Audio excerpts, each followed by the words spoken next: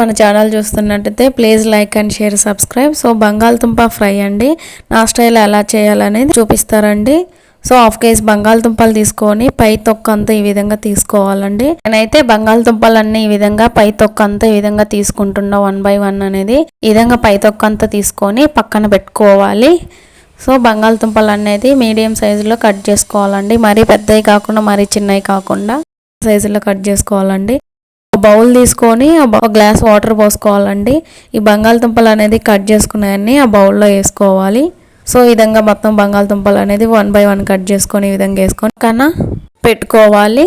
Stove on చేసుకొని ఓ బాండీ పెట్టుకోవాలి. 4 స్పూన్లు ఆయిల్ వేసుకోవాలి. ఆయిల్ హీట్ అయినాక 1 స్పూన్ తాలింపు గింజలు వేసుకోవాలి, కొంచెం కరివేపాకు వేసుకోవాలి.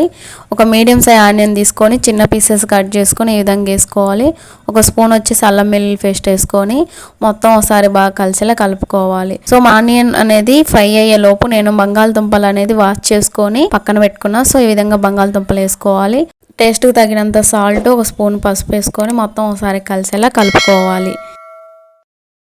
విధంగా కలుపుకొని మూత పెట్టుకోవాలి. మధ్య మధ్యలో అనేది మూత తీసి మళ్ళీ ఒకసారి కలుపుకుంటూ ఉండాలి, లేదంటే మనకు అడుగంటిపోద్ది. ఈ విధంగా మనకు కలుపుకుంటూ దుంపలు అనేది మనకు తొందరగా కుక్ అవుతాయి. సో ఇది ఇప్పుడు మన బంగాళదుంపలు అనేది కుక్ అయింది. స్పూన్ వచ్చేసి కారము, 1 స్పూన్ వచ్చేసి గరం మసాలా వేసుకొని మొత్తం ఒకసారి కలిసేలా కలుపుకోవాలి.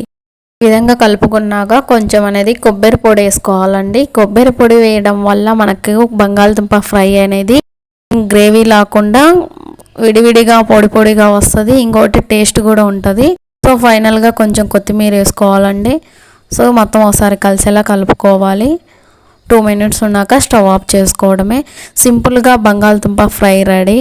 సో చూడండి మన బంగాళదుంప అనేది ఎంత బాగుందో. రైస్ లెగ్ కానీ చపాతీ లెగ్ కానీ టేస్ట్ మటుకు సూపర్గా ఉంటుంది. పొడికి ఎంత బాగా వచ్చిందో చూడండి మన బంగాళదుంప ఫ్రై. వీడియో నచ్చితే లైక్ చేయండి, షేర్ చేయండి, సబ్స్క్రైబ్ చేసుకోండి. ఎలా వచ్చిందో కామెంట్ సెక్షన్లో కామెంట్ చేయండి. Follow more videos.